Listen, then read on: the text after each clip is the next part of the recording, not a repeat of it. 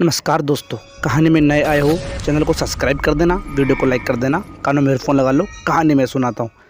दोस्तों, कहानी उन दिनों की है जब एक परिवार ट्रिप के लिए मनाली की तरफ गया था, जिनमें ड्राइवर, पति, पत्नी, 2 बेटियाँ और 1 बेटा ये कार के अंदर सवार थे। इनको नहीं पता कि हमारे ट्रिप हमारे बच्चों को हमेशा हमेशा के लिए छीन लेंगे। बच्चे का नाम राहुल था, 2 लड़कियाँ थीं, सीता और गीरा।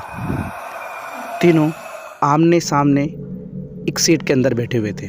ड्राइवर गाड़ी चला रहा था, सामने उसका पति बैठा हुआ था, उनका पिता और माँ, दोनों बेटियाँ। गीरा को प्यार से मुन्नी कहा जाता था। सीता और उनका बेटा राहुल तीनों पीछे बैठे हुए थे। रास्ता कुछ दूरी पर ही गया था, तभी एक औरत उनका रास्ता काट लेती है। रास्ता काटने के बाद वो हाथ हिलाते हुए कहती है, प्लीज़ साहब, हमको आगे छोड़ दीजिए। मेरा बच्चा है, ये बहुत ही रो रहा है और हमारा घर थोड़ी आ गई है। क्योंकि ये मनाली की सड़कों पर जा रहे थे, तभी इनकी गाड़ी के सामने वो आ गई थी। तभी उसकी पत्नी से पूछा तो पत्नी ने कहा, बेचारी गरीब है, बैठा लो। तो उसको गाड़ी के अंदर बैठा लिया गया। गाड़ी के अंदर बैठाने के बाद वो गाड़ी के अंदर बैठ जाती है। बैठने के बाद वो एक साइड बैठती है और वो बच्चा रोता है, परंतु कोई उस पर ध्यान नहीं देता। तभी मुन्नी की नज़र उस बच्चे पर चली जाती है।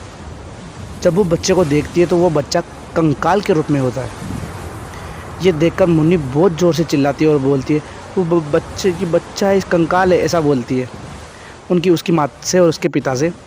तो वो जो महिला थी जो बच्चे को लेकर बैठी हुई थी, उसने कहा हंसते हुए और उसको बच्चे को दिखाया, जो एक नॉर्मल बच्चा था।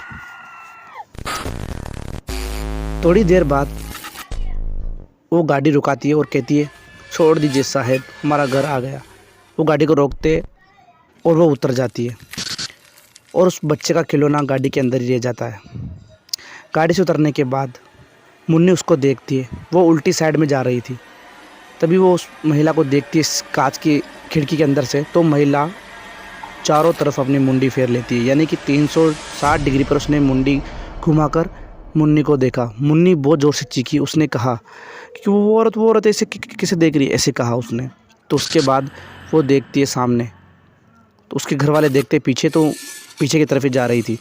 उसने कहा, अरे बेटा मुन्नी, तू ऐसे कैसे फालतू बातें करती है।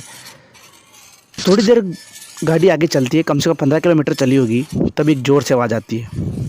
ड्राइवर गाड़ी को उतर कर देखता है तो गाड़ी पिंजर हो चुकी थी। उसने कहा कि ये गाड़ी अभी तो सही नहीं हो सकती, ये सुबह ही होगी। हम पास ही होटल है, उसके अंदर हम रूम लेकर रहते हैं और मैं गाड़ी को ठीक कराता हूँ, आप वहीं रहना, ठीक है। तो एक होटल के अंदर रूम लेते हैं। उन्होंने 2 रूम लिया, एक तो पति पत्नी का और एक तीनों बच्चों का। पति पत्नी अपने रूम में चले गए और बच्चों को सुलाकर, मतलब अपने रूम में भेजकर बच्चों को, वो अपने रूम में चले गए। मुन्नी, सीता और राहुल तीनों एक रूम में थे। तभी अब सभी को नींद आती है, तो मुन्नी सीता से कहती है, सीता अब सो जाते हैं और अब सुबह फिर घूमने चलेंगे। तो उन्होंने इस प्लान को बना लिया, तो वो सोने लगते हैं। तभी वो राहुल से बोलते हैं कि बेटा राहुल, एक काम कर, अब तो भी इस खिलौने को रख दे और अब सो जा।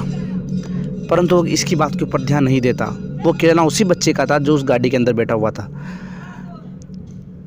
तो फिर मुन्नी को गुस्सा आ जाता है और वो देखती है कि बिल्कुल भी बात नहीं मान रहा है। तो उसने उस खिलौने को उठाकर उस खिड़की से फेंक दिया। राहुल बहुत ज़ोर से रोने लगा, मेरा खिलौना लेकर आओ, मेरा खिलौना लेकर आओ, ज़ोर से रोने लगा। तभी मुन्नी बोलती है कि कैसे रो रहा है सीता, इसने क्या, ये ऐसे तो कभी नहीं किया इसने हरकत, ये क्या हो रहा है इसके साथ। तभी वो बोलती है, मेरे को नहीं पता कि ये क्या हो रहा है, और वो बहुत ज़ोर से चिल्लाने लगता है। तभी उस रूम की लाइट चला जाती है और वह बोलता है कि लाइटों को हुआ क्या इस समय, हे भगवान आज क्या होगा हमारे साथ। लाइट चली जाती है। तभी सीता बोलती है कि मैं टॉर्च जलाती हूँ। तो उसने फ़ोन की टॉर्च जलाई। टॉर्च जलाकर देखा तो मुन्नी बेड पर सोई हुई थी। उसने राहुल की तरफ टॉर्च की तो राहुल वहाँ पर था ही नहीं। उसने जब खिड़की की तरफ देखा तो राहुल खिड़की से कूदकर उस खिलौने को लेकर जंगल की तरफ भाग रहा था। सीता और मुन्नी वो भी खिड़की से कूदकर उसके पीछे पीछे चले गए। बेचारे जंगल के बीचों बीच पहुँच गए दोनों, परंतु उनको राहुल कहीं भी नहीं दिखाई। थोड़ी देर बाद राहुल की आवाज़ आती है थोड़ी दूर से। तो उस आवाज़ को पीछा करते हुए एक खड्डे के पास पहुंच जाते हैं, जहां पर राहुल तो नहीं मिलता परंतु वो खिलौना मिलता है।